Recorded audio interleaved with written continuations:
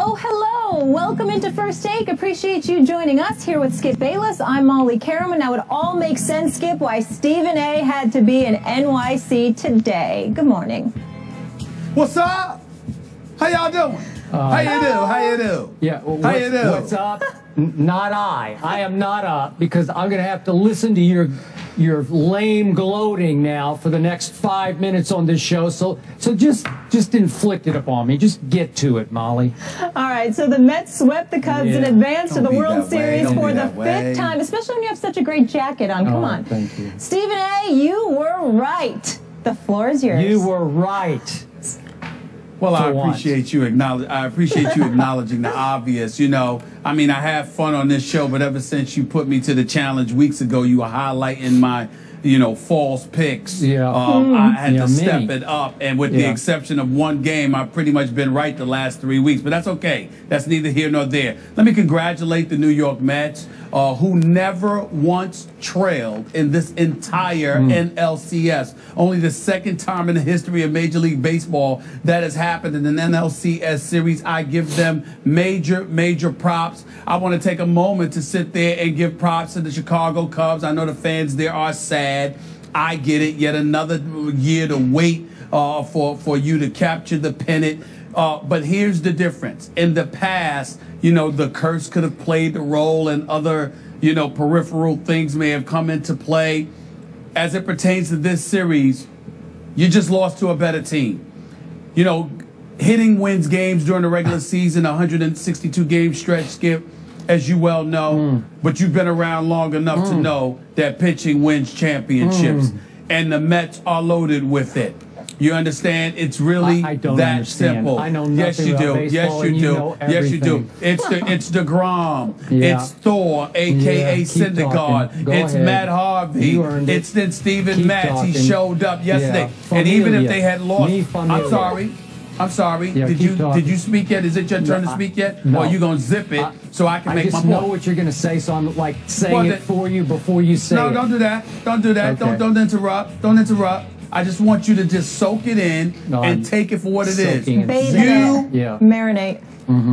Are you finished too, Molly? I'm going to wait till y'all finish because y'all interrupted me. Y'all are disrupting my flow. I thought you I just want to know. Go ahead. Okay, here's your the deal. dissertation. Yes, it is a dissertation because, Skip, you were a prisoner of your emotions and a prisoner of the moment, as you have accused other people of being on many occasions in the past. You used to work in Chicago. You were a columnist there. You got a lot of friends there. Can I interrupt real quick? Remember, I worked for the company that owned the Chicago Cubs. So, I disqualify myself. Go ahead. That's right. And there were people there that you're still friends with, that you reached out. Yes. But in the end, they lost to a better team. Because forget Daniel Murphy. He was an absolute stud. Hit a home run in all 6. Well, I'm just saying, hit a home run in all 6 games. Duda came out of his horrid slump. He showed up last night with a 420-foot shot plus a double. Travis d'Arnaud, the catcher, he smacked a home run as well. I get all of that. But this is about pitching. This is why the Mets not only won the NLCS in very convincing fashion, but they're going to win the World Series. And after they win the World Series, it will really rake the nerves of New York Yankee fans all over to the point where the Yankees will elevate their level of urgency, take the bull by the horn and say, we will not surrender New York City to the New York Mets, and they will respond in kind. But the Mets deserve to be congratulated today. Congratulations, but it's nothing that surprised me because Chicago, all they had as a pitcher was Arrieta, and that wasn't going to do it for them. I tried to tell you, but you got caught up with the emotions. Okay, I got caught up in our emotions. Now, just points of order before I get into my take on what just happened. Points of order for our faithful and loyal viewers out there who want to know the truth of the matter. By my count, on NFL games on which we have disagreed with our picks over the first few weeks of the season, I am now 10-5 against this man, Stephen A. Smith. 10-5. And 2 of my 5 that I lost. I'm not aware of that number. I've added it up. Trust me on this. I'm not aware of that number. I don't know. You don't count the way I count. but two of my five you're right about were that. Jay Cutler games in which I picked him just out of school spirit and loyalty. Really? Just So because that's where we're going. That's where we're going.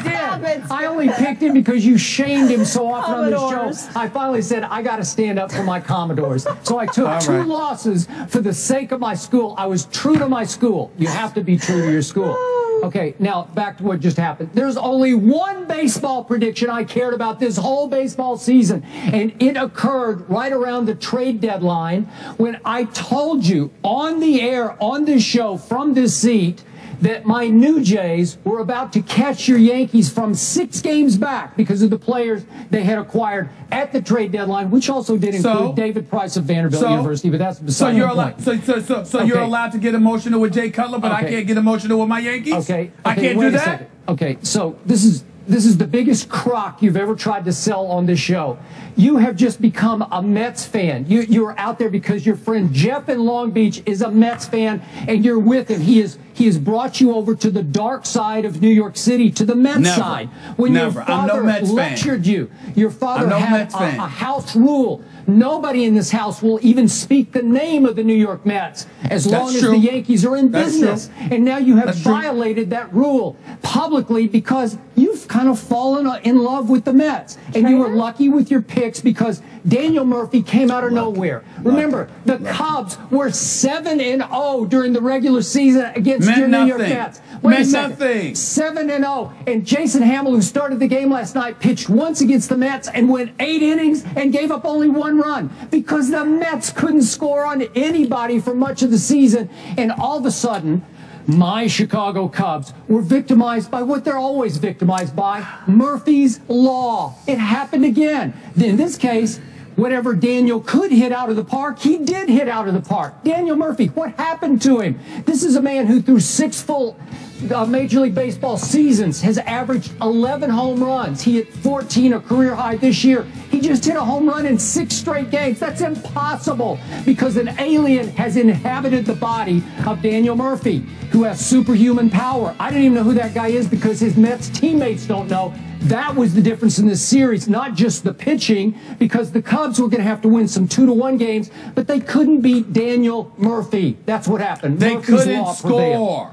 They couldn't score on the New York Mets. They never had a lead the entire series on the New York Mets. Because as great as Daniel Murphy was in this series, it's the pitching, which is what I've been telling you all year. It's the pitching. And the Nets have not 1, not 2, but 3 aces. But I am not going to let you get away with this lame rationale that suddenly you're rooting for the Mets because if the Mets win, it will put pressure on your Yankees to spend money. As if they don't. I know they've cut back a little bit. They've had a little austerity policy of late. But compared to everybody else, they still overspend. They may not be the Dodgers right now. And by the way, Don Mattingly out as the manager. Good riddance. That's the right choice by the Dodgers. That was coming. We knew that was coming. Yes. But obviously, they haven't spent your Yankees as much as the Dodgers, but they've still spent a whole lot, and they've wasted a whole lot of money recently. And I don't think you can just throw money at this and fix it. No, Skip, because the fact of the matter is, when you talk about the Yankees and their spending, is it not accurate that A-Rod is still on the payroll, that Teixeira is still on the payroll? Those 2 alone take up a chunk of the Yankees' money. Teixeira.